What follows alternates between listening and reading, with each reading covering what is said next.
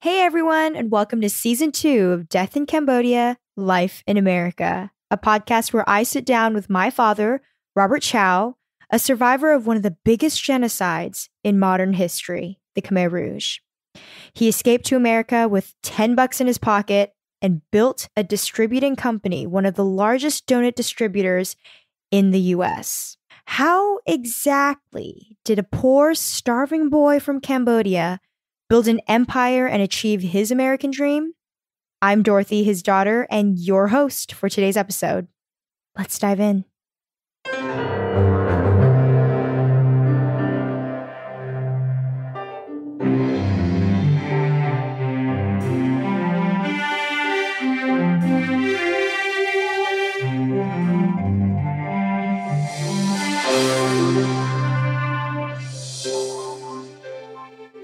Hey everyone, and welcome back to another episode of Death in Cambodia, Life in America.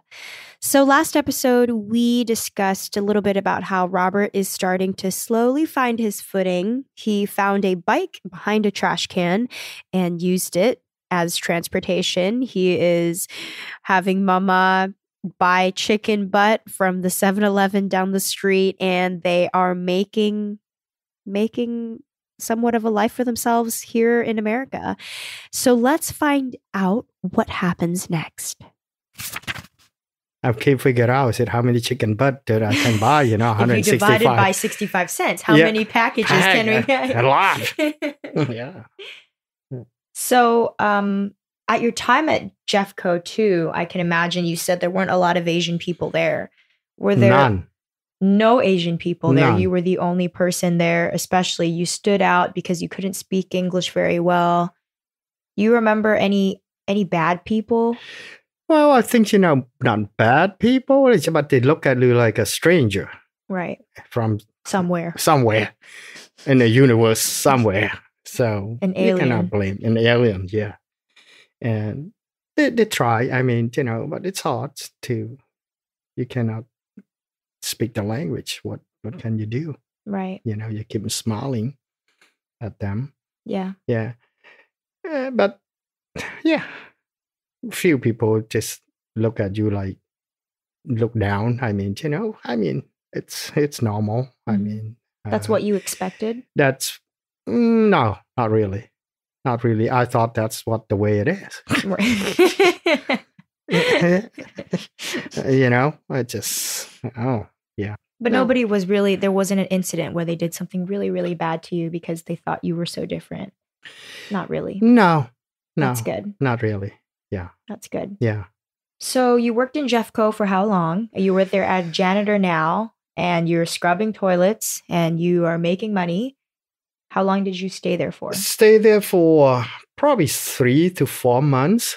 So now total, I keep find a way asking the social worker, Vanita. I said, I cannot do this here because I need to improve my language, my English.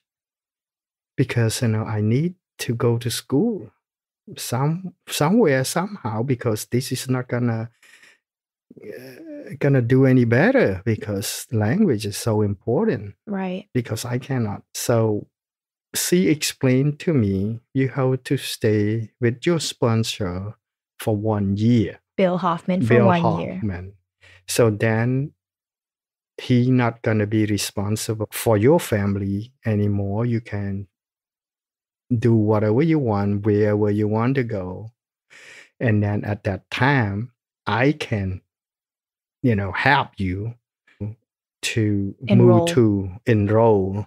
Well, Hoffman, he wants you to go to school, but how you going to go to school is so far and then no transportation. Right.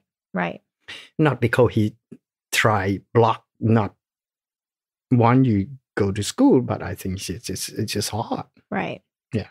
So I worked with Jeffco, I believe, up until total length from the day that arrived in the state, and then to the day that we moved to Portland, Oregon, it's about a year. About a year. Yeah. So Vinita have a find the Bill Hoffman to help, both of them to find the apartment. It's in Portland, which is about 30-minute drive from Gresham. And the main reason for that move to Portland was because, one, to be closer to the city, so maybe you could then enroll. Not just that, because, all of us doesn't speak English. Right. So we want to move to somewhere that we have a Cambodian family, so mom and dad and everybody can communicate a little bit. Right. So I think we found the 2-bedroom apartment. So the next door, there's a Cambodian family that came in earlier than us. So he already got a job. So we moved to close to somewhere that have a Cambodian community. After letting go of Bill. Yes. But Bill's still helping us. It's not, he not, gonna just leave us like that. He helping, even we moved to Portland, he stopped by probably once every 2 weeks or once a month, bring whatever, the vegetable, from whatever his garden, fruit, maybe eggs from his chicken. Eggs, yeah. It's very nice family. He tried his best. So, and then he gave us, I believe, his car, the church members' car, Ford station wagon. Yeah. Wow. Yeah, first car. The V8 engine is so powerful. Know about car quite a bit. Yeah, he has a car guy. Yeah. So it was so exciting the first day, and then it just like when it started, wow, the big engine. So we crew around, the whole family sit in that car and it drives, Now we can go a little bit further instead of just walking. Go buy grocery and all of that. And I really loved listening to this part of Robert explaining just all the pieces that really had to come together and the amount of support that these refugees really needed in order to get started. Like logistically, you may not think about it, but you actually do need all of the pieces to kind of come together. Where are they going to get their clothes, the donation box? How are they going to get from one place to another? Robert being super resourceful and finding a bike behind the trash can. But if it wasn't for that, how were they going to get from point A to point B? How are they going to get to school? And if it wasn't for Bill Hoffman really taking the step and putting his foot forward for Robert and his family in finding a car that could be donated to them, and Juanita, who is helping them figure out how to get rice and how to go to the grocery store. These are the small things that I feel like people just don't think about that really need to come into play. And it goes to show, like, literally, they started from nothing. Like, literally, they came here and they had if it wasn't for other people supporting them, they had no other support. I also really love hearing about how Robert and the family were thinking about moving to Portland and being closer to other Khmer Cambodian people and really starting to find some sense of community there. That's what they needed. That's what everybody needed at the time.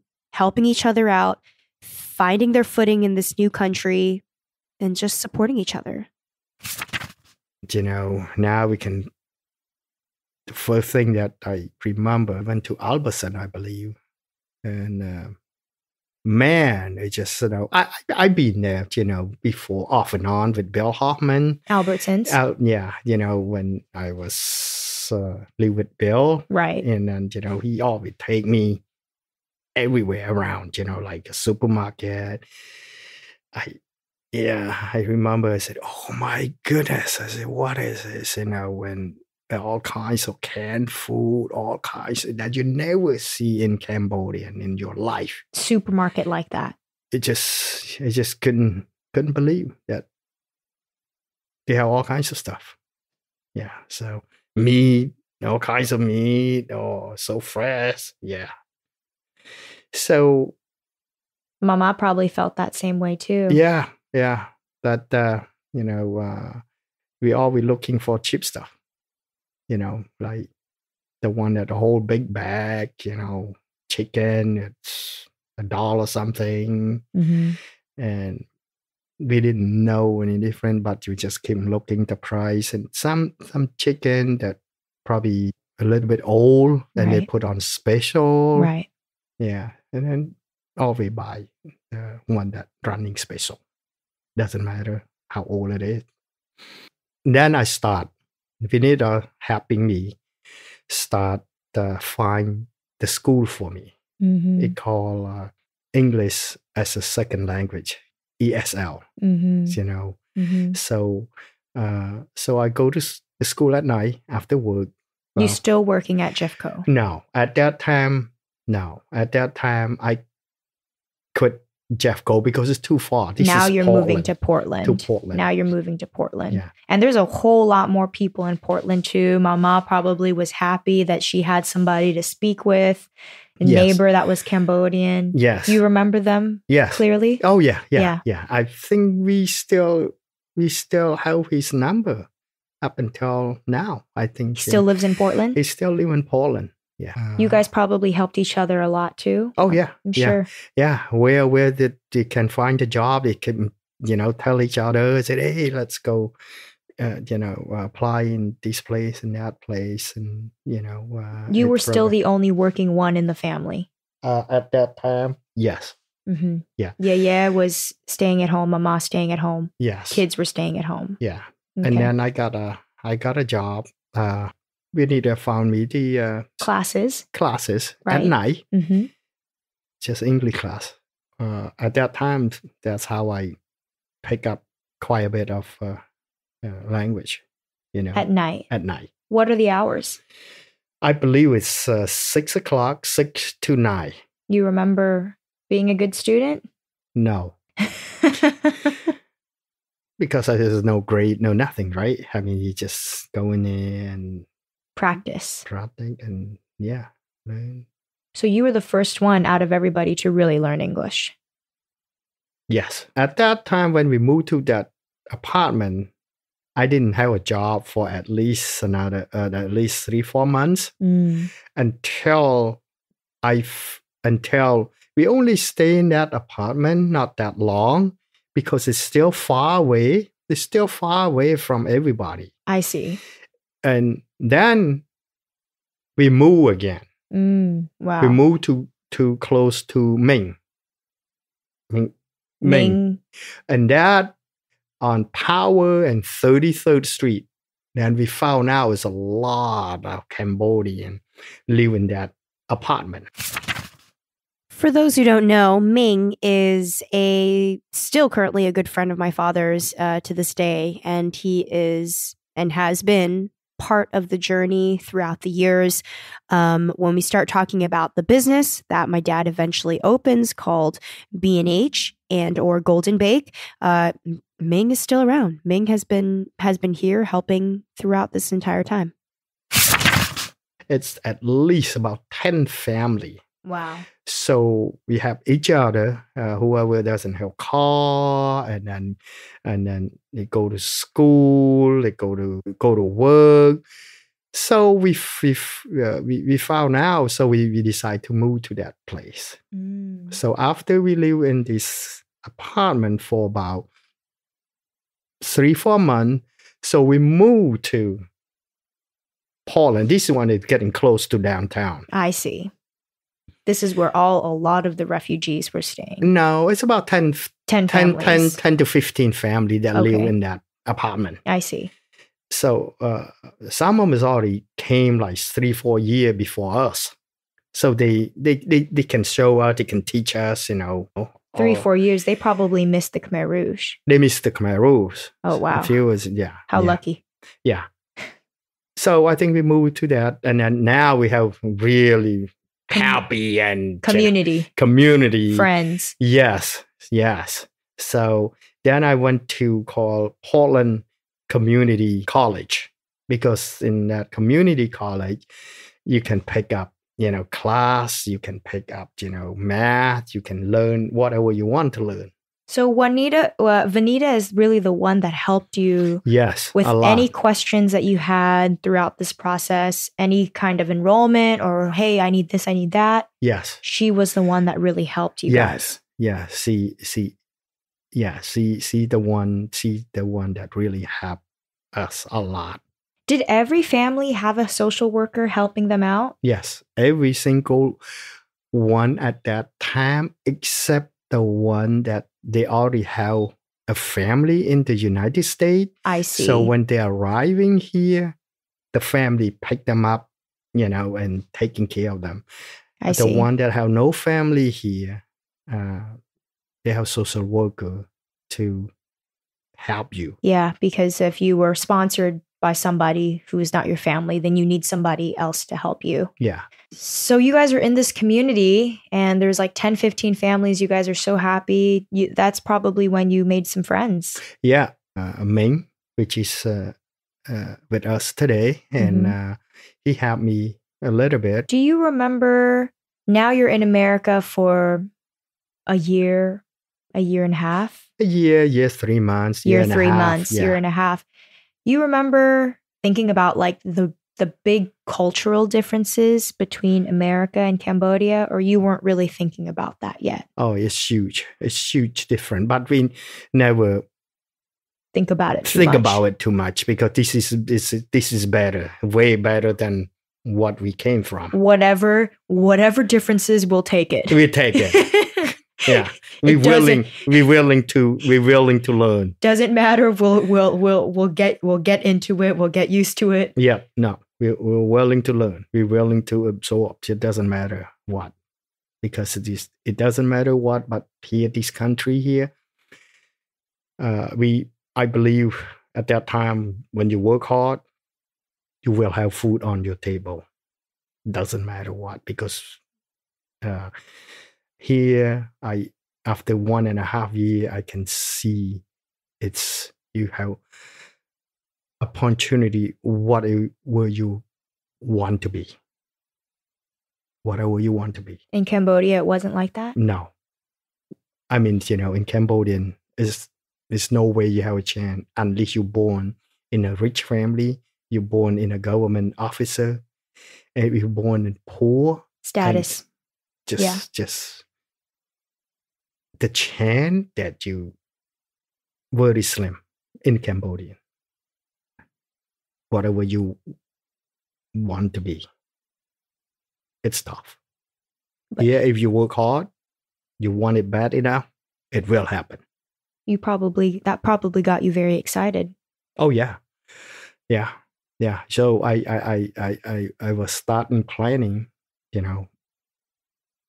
what I want to do next. I always plan in my life. I always plan ahead. So yeah, so I went to school, went to community college for about 6 months. So I speak, my English is still pretty bad, but compared to the first day that, I can communicate with people a little bit now, You were never scared to use your English. You were just, you threw yourself into it. Oh yeah. Yeah. No, I'm not scared. Even they laugh or what, doesn't matter. Doesn't matter. You just have to say it and use it. Have to say it. They don't understand. You just got to say it again and repeat it again. If they 3 times they don't understand, just use combined with the sign language. Yeah. When I got to community college, then I got a job. I see. It calls work study. That's at school. At school at that time in Portland, they have all kinds of programs that help people that have low income people. They want you to stay in school, and then they have a program after school. As long as you stay in school, school will pay you so you can clean up, you can do your homework. Actually, they just want you to stay in school, and then the government pay you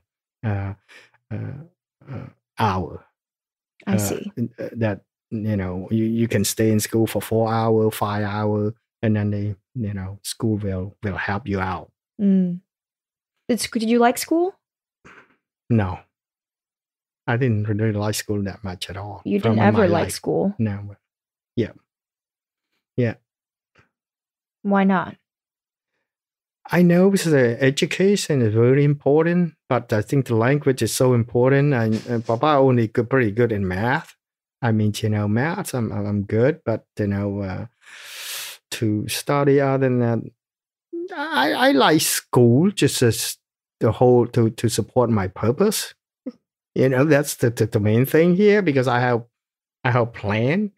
Said English is the number one. If I know all this English, I'm probably gonna go and try to study something that relate with math. So I think everybody. I mean, I moved to that college after 1 year, but at that time I still was working in a farm to make money, because farmers always pay you cash. So make good money on Saturday, Sunday, and sometimes Friday too. Friday, Saturday, Sunday, especially in the summer. Me, Mama, yeah, 3 of us go to pick strawberry, blueberry in the farm. On the summertime. And the summertime. When make pretty good, make very good money. So then you remember that, huh? Wow. I bought the first car. Yeah. In that 1 year college, I was know this girl. She came 2 years before me, and I was that time is 19, and she really liked me a lot. And then, but I was, and then, I didn't know at the time, because I thought she really, truly, I really like her too. But I found out she had a boyfriend, and then she tried to get away from the boyfriend. So she showed me how to take the bus to back home instead of depend on Ming. I have no rights. No transportation. You depended on Ming, your friend, to kind of take you wherever you needed to go. Yeah. He really helped you out. So she showed me around. I think she told how to take bus. She took the bus with me and all that. One day, we starting, she told me that, I really like you and all of that. And this is my first time that I said, oh, wow. I mean, it's exciting. I was 19. 19. Yeah, 18, 19. So, and then for about a couple of months, she stayed in the school, because I had to stay. I work study. Mm-hmm. So one day she said, oh, I cannot stay. I have to go. I have something to do, which is fine. But that day I was somewhat, I just decided to go home because I was tired. So when I get out, I waiting for the bus, and then I saw somebody pick her up with the sport car. It's a red Capri. It's a Ford Capri. It's a sport 2-door, red color. Ooh. Pick her up, and then I was so sad. I said, oh, wow, why is she lying to me? We didn't, it's just a friend, but I think, I can feel, I can see, she liked me, I like her. And then we talk, we share information, all of that. But then she didn't see that you saw her. No. Red sports car, huh? Yeah, red sport car. And then you can't afford that at the time. No.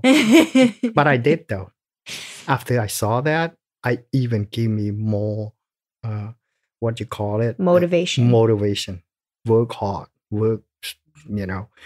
After 1 month, I bought the same size Capri, white color.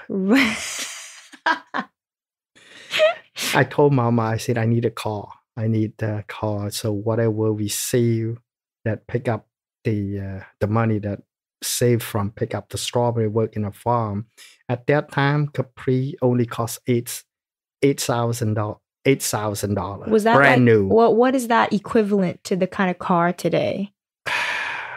I mean, it's not 2-door Ford, just like a Ford Mustang. I see. You're not talking like a BMW or something. No, but no, it's Ford. like a pretty decent, nice car. Oh, yeah. Yeah. No, it's a Ford, just like a Mustang. Right, like a Mustang. Yeah. Sport. You 2-door. probably didn't need that. You probably could have just done with like a Corolla, but you decided to get the exact when you mentioned that later on, I downsized to a Corolla. Well, when you were young, sometimes, your heart is just like, which is good. You take that as the positive way instead of negative. So I bought that. I bought the white Capri. I love that car. What did Mama and Yeye think? You spending that kind of money, hard-earned money. You guys don't have much, but all of a sudden... Because Yeye and Mama know that I work hard. I work so hard. And then I said, I need the car. I need the car to go to work. I even study at school. Right. Then I got another job, washing dishes. I wanna work hard. I want to make money. I want to, so yeah. After I got the car, I got another job at night. Started from 7 o'clock to midnight. Mm. How many hours did you sleep during those years? I only sleep 3-4 hours. Every day? Yes. During those times? Those times. Go to school, work, and I was young. 19, 20. I got full energy. Yeah.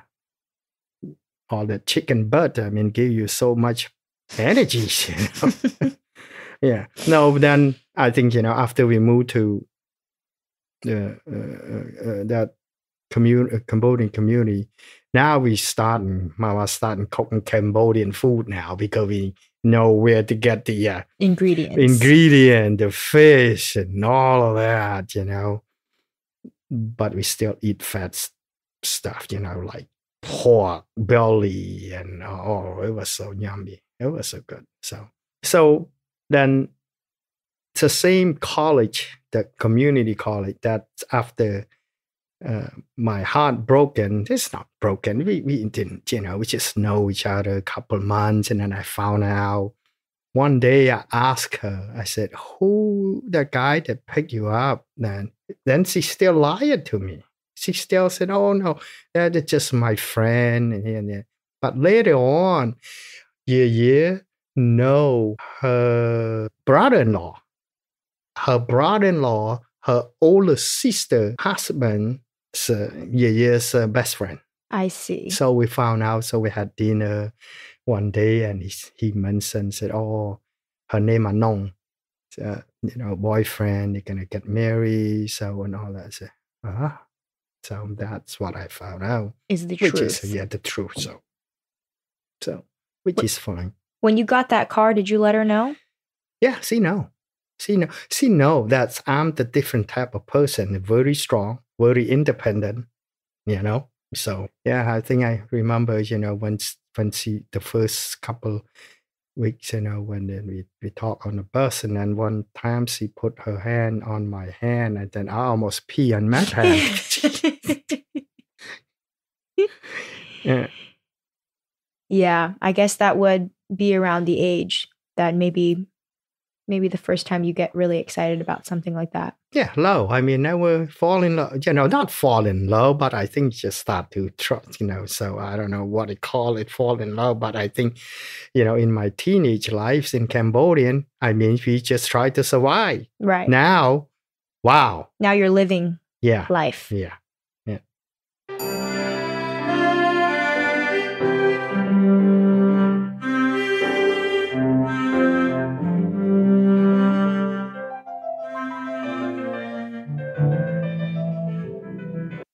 Wasn't that adorable to hear? I felt like it was such a cute story and such a good thing to add in here because it humanizes the refugees. It humanizes the parents, the people, the grandparents, to remind everybody that these were humans. These were humans that lived through a horrendous time They were just like you and me. They have the same kind of feelings that you would expect all humans have. And considering that the Khmer Rouge was happening during his teenage years, I mean, he was robbed of that kind of teenage experience, you know? I mean, what was I doing as a teenager? What were you doing as a teenager? The feelings and the hormones and everything that you were experiencing, he was completely robbed of that. And so for the first time in his life, at 19, something close to 20 years old, he's able to kind of have those experiences. I think that is a sign that, you know, he's finally in a safe place.